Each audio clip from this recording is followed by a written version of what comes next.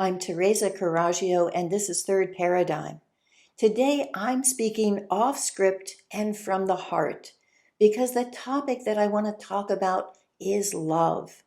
Love is something that Charles Eisenstein and Tessa, Lena, two people I greatly admire, have talked about lately in an interesting way, and I want to add to that. I also want to look at where I think the Great Reset is going after the Great Resist, which I think is going to be the Great Rest, a time when we're not idle, but we don't have the conflict.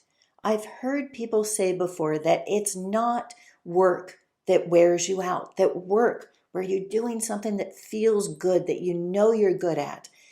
It has a value. It is invigorating.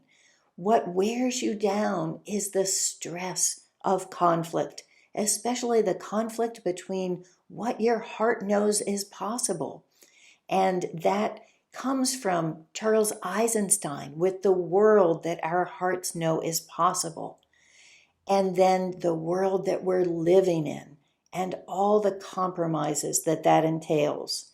So I want to look at why I think love is the context that we need to be bringing, that I need to be bringing to everything that I'm doing.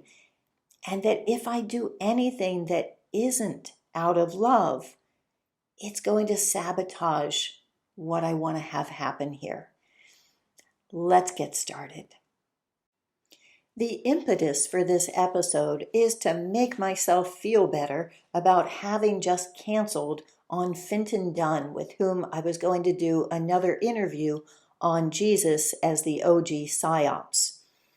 The reason that I canceled was my concern about taking that story out of context and sensationalizing it. That I think there are other people like Kevin Humphreys, who Fintan has interviewed, who does the website Jesus Never Existed. And when I look at that website, there are many things that I agree with. I am really happy to see Kevin taking the gloves off and showing that Jesus just was not a very nice person. If you look at the things that he said, and you take them out of the idea of divinity and just make it into an ordinary person, as Kevin says, this is the neighbor from hell. He is someone who berates the disciples and is always telling people off and telling them that the Pharisees are demons. And he just is looking at people praising him, and that being the measure of whether they're good people or not. And I don't see any spiritual teacher that we have like Thich Nhat Hanh, who you could take those things and put them in his mouth and have them sound right, because they're just not what we'd say today is spiritual. And I think that's been true always, that recognizing the inherent good in other people, that's what the Christ is. So I canceled because I don't want to be someone who's just saying, oh, you Christians, you're idiots. How could you be falling for this? I don't think that's true. I think this is a very sophisticated way of being able to use our goodness and our love and our caring for others against us. I've been thinking that we can't afford to have blind spots, and that the people who you can mainly find the blind spots in is yourself, but also the people you love. My daughter Cassandra says, you can only change what you love. And so I don't think that we can go about trying to change people out of criticizing them. I think we do need to take the people that we are in love with And those are the people that we do need to be questioning and challenging and saying, but I don't know whether this is something that is going to lead in a good direction. Those are the people that we can speak truth to power, and not the ones who just make us feel like we're virtue signaling because we're talking to people who are far above us. In Tessa Lena's Substack, which I'll link to, she has a video where she talks about love. And she says that in her love, there is no kumbaya.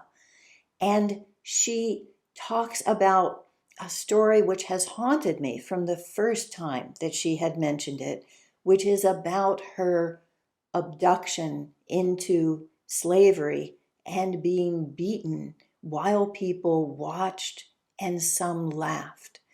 She escaped with that beating, but that story continues to be one that I think about.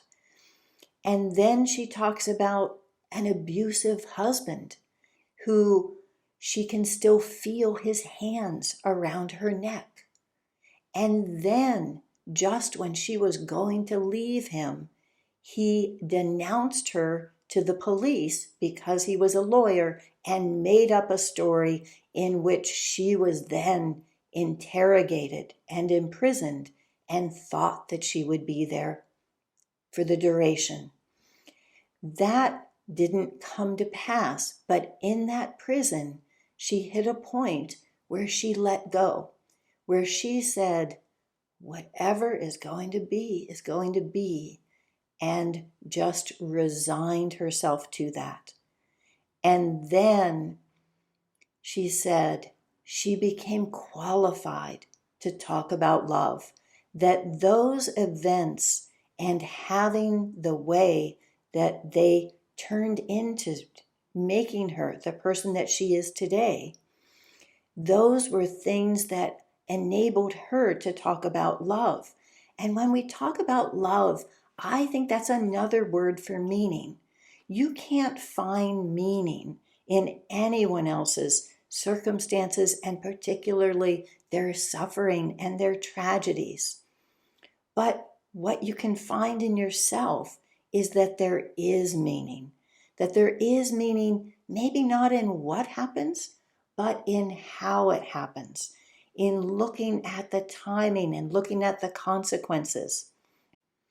In the same way, what qualifies me to talk about the Bible and the story of Jesus as something that I believe was written by the empire in order to subvert the true religion is because I love Christians, and I don't love them in the abstract. I love them actually in person. Some of my best friends, as they say. And that's something that I didn't want to hurt them. I didn't want to make them have to be confused by how much they cared about and respected me and this information that I had come to. And so that's why I pulled myself out of different contexts. But I think it's important. And when I say that there's meaning in it, I'm saying there's love in it. I'm saying there's God in it. Those are all three words for the exact same thing. If we're going to find the God in Christianity, we have to look at the truth, which is also what is synonymous. As Gandhi said, I used to think that truth was God, and now I see that God is truth. Wait, no, he said the other way around. And he says, you'll know, of course, the difference, which obviously I don't. But those two things are synonymous. And if we're going to be looking for God, we have to be looking for truth. The story told by Charles Eisenstein is called Bloodroot and Raven, and I will link to it in my Substack because it's a story that seems incredible. And I think that the devil or God or truth is always in the details. And so it's something that you should look at for yourself. But the larger meaning of his story is that things that seem impossible can happen, and that all of the things that we believe we're being led into with this great reset could have an entirely different purpose. But everything has a purpose, that there is something at work in everything that's happening.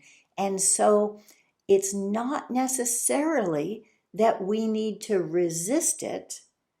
It's more that we can go in the direction that it's pushing us and trust that that stream is going to bring us through the turbulence and through the rapids to a place where we really can rest, where we can be ourselves, where we can be who we were born to be, and have that be a safe and welcoming place. So this is my apology to Finton that I just don't know whether interviews are right for me, because I'm not trying to be an expert in any one thing. What I'm trying to do is look at the relationships between them, to do all of the connections. There's been criticism of various journalists recently for saying, oh, but that person's really good in Ukraine, but they're ignoring this piece.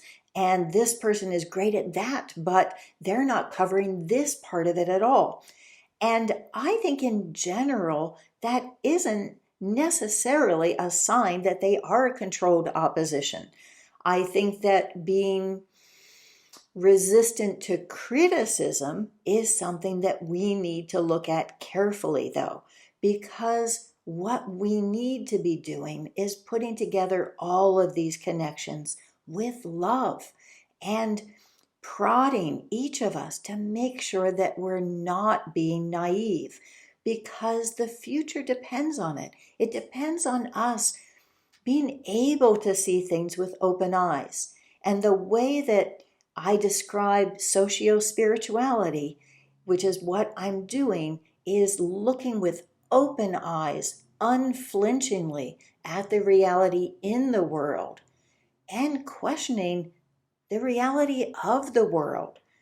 There are very few people who are doing that, but I think that Charles Eisenstein and Tessa Lena are too, and I am happy to be in such good company. To follow this up, I'm going to suggest the Epiphany Jumpstart on Gabor Mate, and also the Utopian Imagination on Naomi Klein. And I want to reiterate from that I have the smartest, most loving audience ever. And I am so grateful that I get to learn so much from the people who comment on my videos. Thank you for being one of them.